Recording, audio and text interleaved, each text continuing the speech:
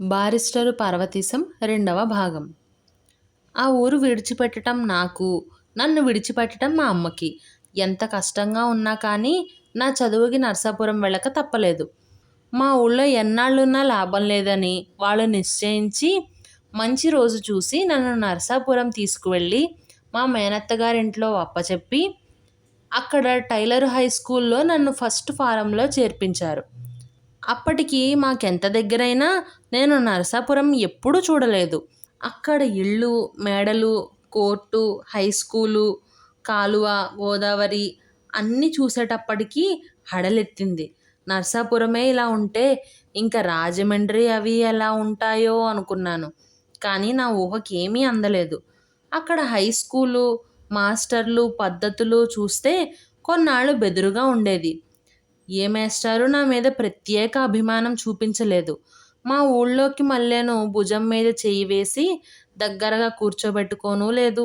ఇదేం ఊర్రా, ఇదేం వీధి బడా, పెద్ద పాఠశాల అని కొన్నాళ్ళు సరిపెట్టుకున్నాను. అక్కడ పిల్లలంతా మా ఊళ్ళోకి మళ్ళే అరుగుల మీద చాపలు, చదరలు వేసు కూర్చోవడం గాక బల్ల మీద కూర్చోవడం, మేస్టారు గారు దూరంగా కుర్చీ మీద కూర్చోవడం, అందుచేతను మా పల్లెటూరు బడిలో ఉండే సామీప్యం పోయి మాకు మధ్యను అనగా మేస్టారుకి పిల్లలకి ఎంతో దూరం ఉన్నట్లు అనిపించేది. అయినా ఇక్కడ మేస్టారులు చాలా మంచివారే. కుర్రవాళ్ళెవ్వరూ అల్లరి చేయకుండా ఆయన చెప్పింది శ్రద్ధగా వింటున్నారా లేదా అని 1000 కళ్ళతో కనిపెడుతూనే ఉండేవారు. ఆయన ఎంత జాగ్రత్తగా చూస్తున్నా అల్లరి చేసేవాళ్ళు చేస్తూనే ఉండేవారు. ఆ మూల ఈ మూల గణగణలాడుతూ చప్పుడు చేస్తూనే ఉండేవారు. బడి విడిచిపెట్టేటప్పటికి గొల్లుమని ఈలలు వేసుకుంటూ పిల్లలందరూ బయటికి వచ్చేవారు. బయటికి రావడంతోనే ఎవ్వళ్ళ దారిన వాళ్ళు ఇళ్ళకు పోకుండా గుంపులు గుంపులుగా కేకలేస్తూ పరుగులెడుతూ ఒకళ్ళనొకళ్ళు సరదాకి కిందకి తోసేస్తూ అల్లరి చేసేవాళ్ళు. మరికొందరు బంతి ఆడుకునేవారు. ఇలా రకరకాలుగా ఎంత సరదాగా నవ్వుకుంటూ కేకలేసుకుంటూ ఆడుకుంటూ ఉంటే నాకు చాలా కులాసాగా ఉండేది.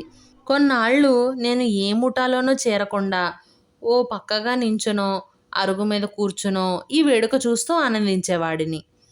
కానీ అట్టే రోజులు ఆ పిల్లలంతా నన్ను కూర్చొనివ్వలేదు. నన్ను కూడా బలవంతంగా లాక్కొనెళ్ళి ఒకడు బంతి పుచ్చుకొని నన్ను కొట్టేవాడు. నేను తప్పనిసరిగా ఆ బంతిని మళ్ళీ వాడి మీదకు విసరవలసి వచ్చేది. అలా విసిరి పారిపోతుంటే మళ్ళీ బంతి వచ్చి నా వీపుకు తగిలేది. ఇలా తప్పనిసరిగా బంతాట ఆడవలసి వచ్చేది.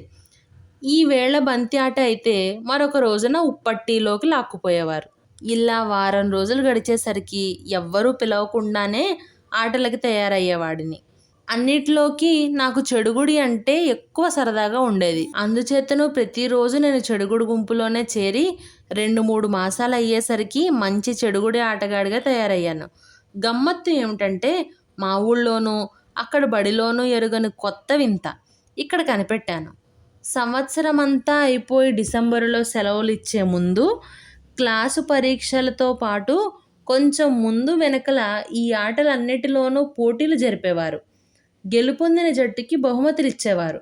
ఆ జట్టులో కూడా మరీ మంచి ఆటగాడికి ప్రత్యేక బహుమతి ఇచ్చేవారు. నేను చేరిన సంవత్సరం మా జట్టు గెలవడమే కాకుండా అందులో మొదటి బహుమతి నాకు వచ్చింది. ఇలా వస్తుందని నేనెన్నడూ అనుకోలేదు. ఈ బహుమతి ప్రదానానికి స్కూలు పిల్లలందరినీ పరీక్ష హాలులో కూర్చోబెట్టి సభ జరిపిన మా జిల్లా కలెక్టర్ గారిని పిలిపించి వారి చేత బహుమతులు ఇప్పించారు. ఒక్కొక్కళ్ళ పేరే చెబుతుంటే ఆ కుర్రవాళ్ళు కలెక్టర్ గారి దగ్గరికి వెళ్ళడం, వారిచ్చిన బహుమతి అందుకోవడం, వారికి ఒక నమస్కారం చేసి వెనక్కు తిరిగి రావడం ఇది ఏర్పాటు. ఈ క్రమం అంతా 2 రోజులు ముందుగానే మా మేస్టారు గారు మాకు నేర్పారు. అందుచేతను అక్కడ ఏమీ కంగారు పడకుండా సహజంగానే జరిగిపోయింది. ఎటొచ్చి ఆ పిల్లవాళ్ళు పేర్లు చదివినప్పుడు, వాడు బహుమతి అందుకుంటున్నప్పుడు హాల్ అంతా దద్దరిల్లేటట్టు అక్కడ చేరిన విద్యార్థులంతా చప్పట్లు కొట్టేవారు. తక్కిన వాళ్ళందరికీ ఎలా ఉండేదో కానీ నా పేరు పిలవగానే నేను లేచి వెళుతుంటే ఆ చప్పట్ల ధ్వనికి నేనెంతో పొంగిపోయాను. గాలిలో తేలిపోతున్నట్లే కలెక్టర్ గారి దగ్గరికి వెళ్ళాను.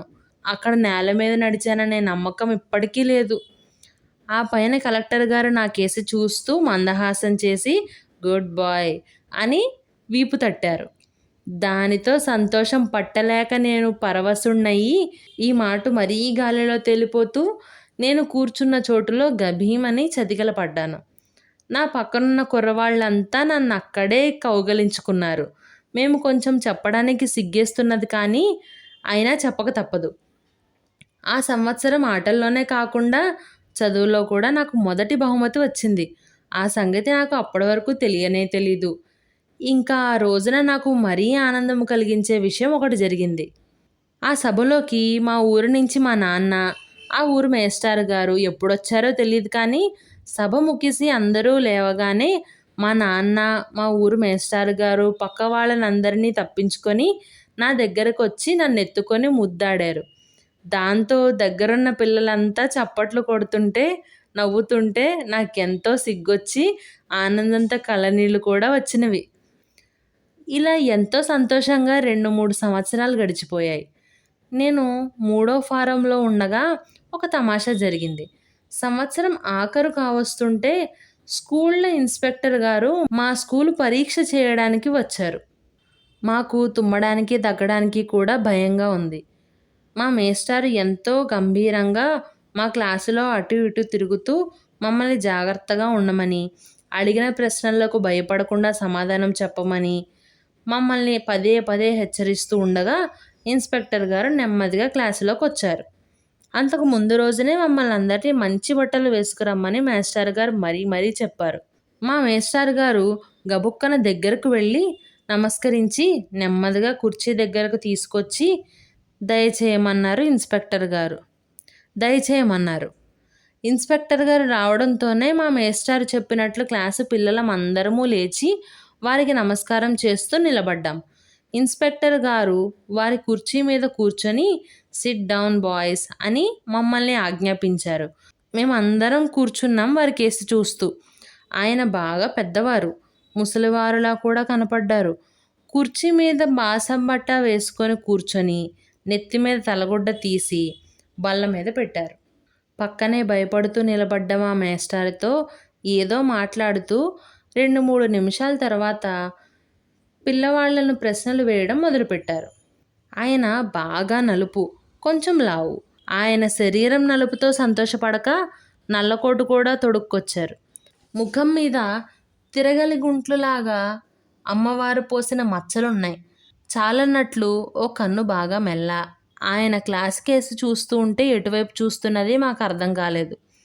మాకు కొంచెం నవ్వొస్తున్నా బలవంతాన ఆపుకొని భయభక్తులతో కూర్చున్నాం. ఆయన ఒక కుర్రవాడి వైపు తిరిగి సైన్సు పాఠంలో ఏదో ప్రశ్న వేశారు. ఆయన ఎవరిని అడిగింది మాకు తెలియక పక్కనున్న కుర్రవాడు గబుక్కన లేచి నుంచుని సమాధానం చెప్పాడు. ఆయనకు విపరీతమైన కోపం వచ్చి అటు తిరిగి వెధవా నిన్నెవరు అడిగారు అన్నారు. వాడు గజగజలాడుతూ చతికిల పడుతుండగా ఆ పక్కవాడు లేచి నిలబడి చేతులు కట్టుకొని వణికిపోతూ నేను అస్సలు కిక్కురుమనలేదండి అన్నాడు.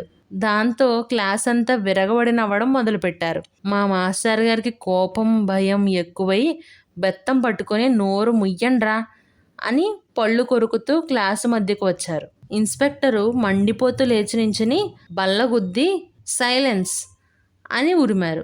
ఆ ఉరుముకి మేమంతా హడలిపోయి మాట్లాడక కూర్చున్నాం. ఇన్స్‌పెక్టర్ గారు ఆ కోపంతోనే మరికొన్ని ప్రశ్నలు వేశారు. మళ్ళీ కుర్రవాళ్ళు కంగారు పడకుండా వారు ప్రశ్నలు వేసిన కుర్రాడి పేరు మేస్టారు పిలవడంతో పొరపాటు లేకుండా సరి అయిన వాడే సరి అయిన సమాధానం చెబుతూ వచ్చాడు. దానితో వారు కొంచెం శాంతించి ప్రసన్నులై ఇంకా ఏదో ప్రశ్నలు వేస్తూ నా కేసి తిరిగి నన్ను ఓ ప్రశ్న అడిగారు. నేను కొంచెం పరాగ్గా చూస్తూ కూర్చున్నాను. ఇంతలో మేస్టారు గారు నా పరాకు చూసి ఏం పార్వతీశం నిన్నే వారేదో అడుగుతున్నారు చెప్పమన్నారు. నేను గబుక్కని చేతులు కట్టుకుని లేచి నిలబడ్డాను. వారి ప్రశ్న వినిపించుకోలేదు. ఇంతలో ఇన్స్‌పెక్టర్ గారు కాంతి కిరణం పడితే పరావర్తనం చెందుతుంది అంటే అది వెనక్కి తిరుగుతుంది అన్నారు. నాకింకా పరధ్యానం పోలేదు. ఇందాక చెప్పడం మర్చిపోయాను. వారిది బట్టతల సన్నగా మెరిసిపోతుంది. ఆ క్షణంలో మా క్లాసు పైకప్పులో నుంచి సూర్యకిరణం వారి నెత్తిన పడి పరావర్తనమైంది కాబోలు.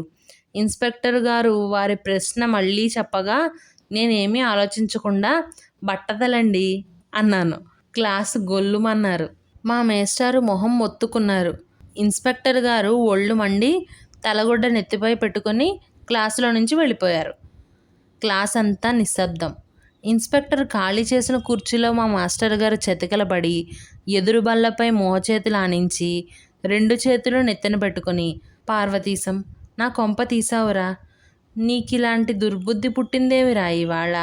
నీవేదో తెలివైన వాడివని ఇన్నాళ్ళు మురిసిపోతుంటే ఇలా చెప్పాలని ఎలా తోచిందిరా నీకు? ఇంతకీ నా కర్మం కాలింది, నా రోజులు బాగా లేవు అని విచారిస్తుంటే మాకందరికీ కూడా ఏడుపొచ్చినంత పనైంది. ఇంతలో భోజన సమయం అయిందని గంట మ్రోగింది. మా మేస్టారు గారు దిగాలు పడి అలాగే కూర్చున్నారు. మేమెంతో నిశ్శబ్దంగా బయటకి జారాం.